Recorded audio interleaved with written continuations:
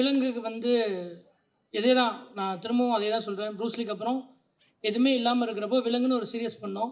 விமல் அண்ணன் சொன்ன மாதிரி தோல்வி படம் கொடுத்த ஹீரோ, தோல்வி படம் கொடுத்த டைரக்டர், தோல்வி படம் கொடுத்த ப்ரொடியூசர் 3 பேர் சேர்ந்து ஒரு படம் பண்ணுறோம். நீங்கள் பார்த்துட்டு சொல்லுங்கள். நாங்கள் உங்ககிட்ட சொன்னோம். நீங்கள் சொன்னதை வந்து அந்த அந்த கண்டென்ட்டை நீங்கள் கொண்டு போய் சேர்த்து தான் எனக்கு ஒரு பெரிய லைஃபே கொடுத்துருக்கீங்க. இந்த ப்ரெஸ்ஸும் யூடியூபர்ஸும் ரிவ்யூவர்ஸும் தான். அதே மாதிரி இந்த வாரண்ட்டையும் கொண்டு போய் சேர்ப்பீங்கிற பெரிய நம்பிக்கை எனக்கு இருக்குது. கடவுளுக்கு அப்புறம் கடவுளை தான் நம்புகிறேன். கடவுளுக்கு அப்புறம் பெருசாக நம்புறது நான் மீடியாவை தான் நினைக்கிறேன். ஏன்னா என் லைஃப்பில் நடந்த மேஜிக் என்ன, நான் பெரிய ப்ரொமோஷன் இல்லை. இப்போது வாரண்ட்டு கொடுக்குற அளவுக்கு கூட அப்போது அந்த ஸ்டேஜில் வந்து நம்ம கொடுத்த பட்ஜெட்டும் கிடச்ச விஷயங்களும் ரொம்ப சின்ன விஷயங்கள் தான் இருந்தது. அதை வச்சு நம்ம ஒரு சின்னதாக ஒரு வெப் சீரிஸ் பண்ணுறப்போ அதை பயங்கர பவர்ஃபுல்லாக கொண்டு போய் சேர்த்துட்டு வந்து மீம்ஸும் ப்ரெஸ்ஸும் தான். ஸோ ஃபஸ்ட்டு ஷோ பார்த்துட்டு எனக்கு நல்லா ஞாபகம் இருக்குது. தேவராஜன் அவர் ட்வீட் போட்டார். அதுலேருந்து தான் வந்து எனக்கு வந்து ஒரு பெரிய அது வரைக்குமே ஒரே ஒரு வாய்ப்பு தான். இந்த வாய்ப்பு கிடச்சிச்சு. இந்த வாய்ப்பை கரெக்டாக யூஸ் பண்ணோம்னா நம்ம திரும்ப சினிமாவில் இருப்போம். இல்லைன்னா கண்டிப்பாக இந்த சினிமாவில் இருக்கவே முடியாதுன்ற ஒரு சுச்சுவேஷன் வந்து யாருக்குமே லைஃப்பில் வரவே கூடாது. நான் என் டீமில் இருக்க எல்லாத்துக்கிட்டையுமே, என் டீமில் யாரும் என் அசிஸ்டன்ஸ் கிடையாது, எல்லாம் என் ஃப்ரெண்ட்ஸ் தான். நான் என் டீம்கிட்ட சொல்கிற ஒரே ஒரு விஷயம் என்னென்னா, நான் லைஃப்பில் 4 வருஷம் பட்ட கஷ்டத்தை நீங்கள் யாருமே படவே கூடாது அப்படின்னு நான் எப்போவுமே சொல்லிகிட்டே இருப்பேன். அதான் நான் அவங்களை திட்டிக்கிட்டே இருப்பேன். அவங்களுக்கும் என் மேலே நிறைய கோவம் இருந்துச்சு. பட் இந்த படத்தில் ரொம்ப ஹானஸ்ட்டாக இந்த சீரியஸாக எல்லாருமே ஒர்க் பண்ணாங்க. விலங்கை எப்படி என்னை நம்பி ஜி5 வந்து கொடுத்துச்சோ, மதன் சார் வந்து அதை நம்பி எனக்கு இந்த கதையை பண்ணுறான்னு எனக்கு ப்ரொடியூஸ் பண்ணாரோ, விமலனை நடித்தாரோ, அதே மாதிரி இன்னொரு வாய்ப்பை ஜி5 எனக்கு கொடுத்துருக்கு. நீங்கள் நடிங்க பிரசாந்த், அது ஒர்க் ஆகும் அப்படின்னு நம்பியிருக்காங்க. அதே தான் திரும்ப லைஃப் மதன் சார் கொடுத்துருக்காரு. திரும்ப அதே தான். இப்போ அவங்க 2 பேரும் அந்த சான்ஸ் கொடுத்துறாங்க. 3வது அந்த சான்ஸ் உங்ககிட்ட தான் இருக்குது. நீங்கள் கொடுக்குறீங்களா கொடுக்கலையாங்கிறது உங்கள் கீழே தான் இருக்குது. நீங்கள் பாருங்கள், ஹானஸ்ட்டாக உங்களுக்கு பிடிக்கும், நான் ரொம்ப நம்புகிறேன். பிரசாந்த் அவர் மூலிமா தான் இங்கே வந்திருக்கோம். ராம் உன்ன மாதிரி என் படத்துலேயும் ஒரு முக்கியமான ரோலு நடிக்க வேண்டியது. ஆனால் அவர் எனக்கு தெரிஞ்சு வேணுன்னே போயிட்டார் நினைக்கிறேன்.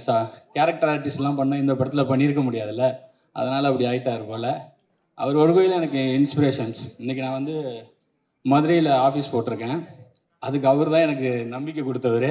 ஏன்னா அவர் ஆஃபீஸ் திருச்சியில் தான் போட்டு அப்படி தான் ஆரம்பிப்பார். நான் ஃபஸ்ட்டு திருச்சி தான் கேட்டேன். இல்லைங்கய்யா அது வேண்டாம், நம்ம மதுரைக்கு போயிடுங்க, நீங்கள் இங்கே வேண்டாம், ஒரு ஹெட் குவார்ட்டர்ஸ் போதும் அப்படின்னு சொல்லிட்டாரு.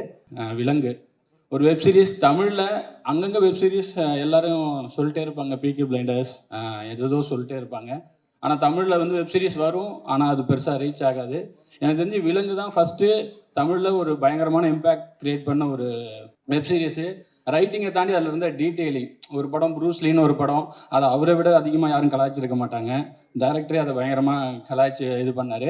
ஆனால் அதுக்கப்புறம் வெறிக்கொண்டு ஒரு படம்னா நம்ம எப்படி பண்ணணும், ஒரு படத்துக்கு எவ்வளோ டீட்டெயிலிங் பண்ணணும், இன்றைக்கி நான் பண்ணுற அதுக்கும் சரி, இப்போ நான் பண்ணுற படத்துக்கும் நிறைய டீட்டெயிலிங் பண்ணும்பொழுதெல்லாம் விலங்களவுக்கு நம்ம பண்ணிட போகிறோமா அப்படின்னு நினச்சி தான் இப்போ நான் பண்ணிகிட்ருக்கேன். ஏன்னா ஒரு அந்த படத்தில் ஒவ்வொரு சீக்வன்ஸாக இருக்கட்டும், ஒவ்வொரு எபிசோடில் வர எல்லாமே அவ்வளோ டீட்டெயிலிங்காக அவ்வளோ நாவல்ட்டியாக இருந்துச்சு. சூப்பர். அதே மாதிரி இந்த வாரண்ட்டும் இருக்குன்னு நினைக்கிறேன். இந்த டீமுக்கு எல்லாமே தெரிஞ்ச நியூ கம்மர் நினைக்கிறேன். எல்லாருக்கும் மிகப்பெரிய வாழ்த்துக்கள். விக்னேஷ் உங்களுக்கு வாழ்த்துக்கள். வெண்ணிலாக்க பிடிக்கல வந்து நானும் பாண்டியும் வந்து அவர் பசங்க ரிலீஸ் 2 பேருமே நல்ல நண்பர்கள். அப்பிருந்து அந்த டயத்துலேருந்து எனக்கு பிரசாந்தை தெரியும், விக்னேஷ் தெரியும். ரொம்ப சின்சியரான அசிஸ்டன்ட் டைரக்டர்ஸ். அவங்களுடைய உழைப்புக்கு இந்த இடம் அவங்களுக்கு கிடச்சிருக்கு. அவங்களுக்கு என்னுடைய வாழ்த்துக்கள். என்னுடைய தயாரிப்பாளர், எனக்கு தேசிய விருது வாங்கி கொடுத்த தயாரிப்பாளர் மதன் சார் நிச்சயமாக வந்து ஒரு அற்புதமான ஒரு ப்ரொடியூசர்.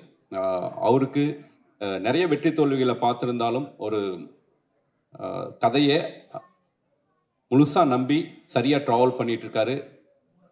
அவர் அடைந்த உயரத்தை விட 2 மடங்கு பெரிய உயரத்தை அவர் அடைவார்.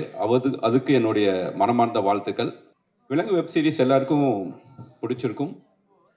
எனக்கு ரொம்ப பிடிச்சிருந்துச்சி. பட் ஒரு டைரக்டராக ரொம்ப நேர்த்தியான ஒரு வெப் சீரிஸ் மாமன் பார்த்துட்டு நான் படம் பார்த்தோன்னே ஃபஸ்ட்டு கால் பண்ணேன். எல்லாருமே கொஞ்சம் மிக்சடாக ஒப்பீனியன் சொல்லிட்டு இருக்கும்போது சொன்னேன், எனக்கு ரொம்ப பிடிச்சிருந்துச்சி. 4-5 இடத்துல நான் அழுதுட்டேன். உங்கள் பையனுக்கு நான் ஃபேனாகவே ஆகிட்டேன் பிரதர் அப்படின்னு சொன்னேன். நிச்சயமாக ஒரு சிறந்த இயக்குனர், ஒரு நடிகனாக, ஒரு ஃபில்ம் மேக்கராக நான் வந்து ஸ்க்ரீனில் அவரை பார்க்கும்போது வந்து எந்த இடத்துலையுமே வந்து பெர்ஃபார்மன்ஸாக எங்கேயாவது தப்பு இருக்குமா? ஏன்னா நம்ம ஒரு ஃபஸ்ட் டைம் ஒரு ஸ்க்ரீனில் ஒருத்தரை பார்க்கும்போது நமக்கு வந்து ஒரு அண்டர் எஸ்டிமேட் இருக்கும். பட் ரொம்ப நேர்த்தியாக அந்த கதாபாத்திரத்தை உள்வாங்கி பண்ணியிருக்காரு. இது பாலசரவனுக்காக எழுதின கதையில் வச்சுக்கிறேன் உன்னை. பாலசரவன் முன்னாடியே சொன்னான். ஸோ மகிழ்ச்சி. முதல்ல வந்து பிரசாந்த் வந்து இதில் ஹீரோ ஆகிறதுக்கு நிறைய திரைப்படங்கள் அவர் டைரக்ட் பண்ணணும், ஹீரோவாக நடிக்கணும். வேறு தாசனை அழகர்சாமி குதிரையில் யூனிஃபார்ம் போட்டு விட்டேன், இப்போ வரைக்கும் கலட்ட மாட்டேங்கிறீங்க. ரொம்ப மகிழ்ச்சியாக இருக்குது. நர்மதா இவங்க அப்பா ஒரு ப்ரொடியூசர், அவங்கள்ட்ட வந்து நான் வந்து அசிஸ்டன்டாக ஒர்க் பண்ணியிருக்கேன். ஒரு ப்ராஜெக்ட்டுக்காக கூட அவங்கள்ட்ட பேசினேன், அது டேட்னால் பண்ண முடியாமல் போச்சு. கண்டிப்பாக ஒர்க் பண்ணுவோம். இந்த படத்தில் ஒர்க் பண்ண எல்லாருக்கும் என்னுடைய வாழ்த்துக்கள். பொதுவாக ஒருத்தங்களை ஓட்டுனோம்னா கலாச்சோம்னா அடுத்த மேடையில் கூப்பிடவே மாட்டாங்க. ப்ரூஸ்லியில் வந்து பயங்கரமாக நான் கலாச்சிருப்பேன். மாமனுக்கு கூப்பிட மாட்டான்னு நினச்சிங்க கூப்பிட்டான், அதில் அதை விட கலாச்சேன். இதுக்கு கண்டிப்பாக கூப்பிட மாட்டேன்னு நினச்சேன், ஆனால் இதுக்கும் கூப்பிட்டான். அவனுக்கு கலாய்க்கிறது ரொம்ப பிடிக்கும், ஏன்னா அவன் படத்தை அவனே கலாய்ச்சிக்குவான். அது மட்டும் இல்லை, அவனுக்கு அவனை பற்றி பேசணும். இந்த எஜமான் படத்தில் நெப்போலியன் டைலாக் ஒன்று இருக்கும்ல, கல்யாணக்கார வீடாக இருந்தால் நான் தான் மாப்பிள்ளையாக இருக்கணும், இலை வீடாக இருந்தால் நான் தான் பணமாக இருக்குன்னு சொல்லுவார்ல, அந்த மாதிரி அவனுக்கு வந்து நல்லதோ கெட்டதோ அவனை பற்றி பேசுனா அவனுக்கு ரசிப்பான். எவ்வளவு கிண்டல் பண்ணோம்னாலும் சிரிச்சுக்கிட்டே இருப்பான். உண்மையில்லடா, நமக்கெல்லாம் கொஞ்சம் கோபம் வரும், கடுப்பு வரும். அவனை திட்டுறதை வந்து ரொம்ப ரசிப்பான். எனக்கு அவனை ரொம்ப பிடிக்கும். அவனை திட்டுறது எனக்கு ரொம்ப பிடிக்கும், நான் திட்டுறது அவனுக்கு ரொம்ப பிடிக்கும். இவன் எப்படிப்பட்ட ஆளுனா, ஒரு தடவை இங்கே சென்னை ஸ்டேடியத்தில் கிரிக்கெட் கிரிக்கெட் நடந்துக்கிட்டு இருந்துச்சு. எனக்கு அந்த கிரிக்கெட்டுக்கு பார்க்குற பழக்கமே இல்லை, எப்போது டிவியில் பார்த்தா தான். எனக்கு ஃபோன் அடித்தான், சார் இந்த மாதிரி சன் டிவியில் சொல்லி எனக்கு போகிறதுக்கு டிக்கெட் வாங்கி கொடுங்க அப்படின்னா. நான் சன் டிவிக்கு எனக்கே டிக்கெட்டு கேட்க மாட்டேன், அவங்கள்ட்ட போய் எப்படா கேட்குறது. சரி நான் ட்ரை பண்ணுறேன்டான்னு சொல்லிட்டு விட்டுட்டேன். அப்புறம் திருப்பி சரி கேட்டான், ஒரு கட்டஸ்க்காக கேட்டேன்டா, கிடைக்கலடான்னா ஒரு வாய்ஸ் நோட் மட்டும் போட்டேன். சார் அது பிரச்சனை இல்லை சார் அப்படின்னா. அப்படியேடா எங்கடா இருக்கேன் அப்படின்னு. இந்த மாதிரி ஸ்டேடியத்தில் தான் சார் இருக்கேன், நான் விளையாட்டுத்துறை அமைச்சருக்கே ஃபோன் அடித்து அவர்கிட்ட டிக்கெட் வாங்கிட்டேன் சார் அப்படின்னா. உதயநிதி சார்கிட்ட டிக்கெட் வாங்கி உள்ளுக்கு போயிட்டான். நம்ம பெரிய விஷயம் நல்ல விஷயங்களுக்கு கேட்குறதுக்கே ரொம்ப தயங்குவோம். அவன் டிக்கெட்லாம் ஈஸியாக அந்த மாதிரி வாங்கிட்டு போயிடுவான். அந்த அவர் சொன்னார்ல அட்வான்ஸ் வாங்குறது, அந்த மாதிரி போய் ஒரு விளையாட்டுத்துறை அமைச்சர்கிட்ட யாராவது நம்ம டிக்கெட்டு கேட்போமா, அந்த விஷயத்த பண்ணுங்க, ஊரில் அந்த நல்ல விஷயத்த பண்ணுங்க, இந்த மாதிரி பண்ணி கொடுங்க, அந்த மாதிரி ஏதாவது ஒரு படிப்புக்கு உதவி பண்ணுங்கன்னு கேட்பான். எனக்கு டிக்கெட்டு கொடுங்கன்னு போய் ஃபோன் அடித்து கேட்போமா? அப்படிப்பட்ட ஆளவன்.